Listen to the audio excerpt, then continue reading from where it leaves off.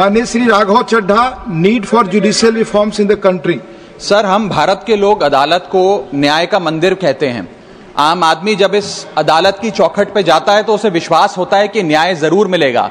जैसे ऊपर वाले के दरबार में देर है अंधेर नहीं, ऐसे ही ये माना जाता है कि समय भले लग जाए लेकिन अन्याय नहीं होगा।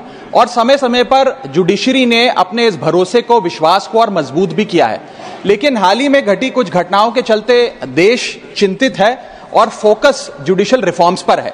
जैसे इस देश में इलेक्टोरल रिफॉर्म्स होए, पुलिस रिफॉर्म्स होए, एजुकेशन हेल्थ केयर में रिफॉर्म्स होए, वैसे ही जुडिशियल रिफॉर्म्स होने की आवश्यकता है। लेकिन ऐसे रिफॉर्म्स जो जुडिशियल इंडिपेंडेंस को मजबूत करें और जुडिशियल करप्शन को समाप्त करें। इस विषय में दो महत्वपूर्ण मुद्दे उठाना चाहूंगा, अपॉइंटमेंट ऑफ जजेस से लेकर रिटायरमेंट ऑफ जजेस तक।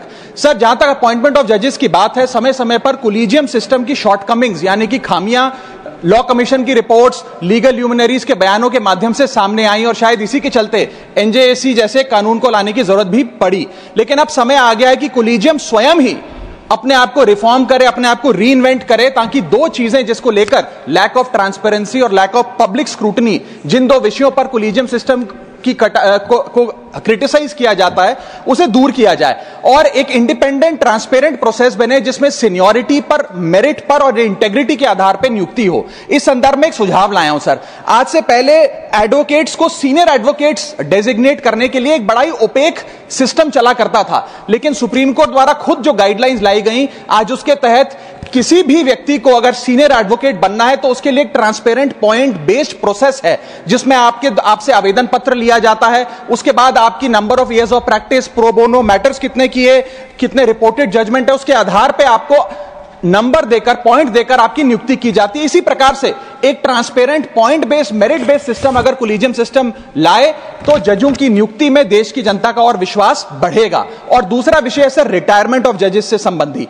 इस देश में एक चलन चलता आया है कि रिटायरमेंट के बाद सरकारें जजेस को एग्जीक्यूटिव या एडमिनिस्ट्रेटिव रोल में नियुक्तियां देती हैं, जिसके चलते conflict of interest, executive interference in judiciary और influence over pre retirement judgments के कई सवालिया निशान खड़े हो जाते हैं। मैं चाहूंगा कि पोस्ट रिटायरमेंट जॉब से संबंधी कुछ रिस्ट्रिक्शंस लाई जाएं। जैसे इस देश में article 148 of the Indian constitution साफ तौर पे कहता है कि सीएजी यानी कि controller auditor general of India की रिटायरमेंट के उपरांत, कार्यकाल की समाप्ति के बाद उन्हें किसी भी सरकारी पद पे कोई राज्य या केंद्र सरकार नियुक्त नहीं कर सकती।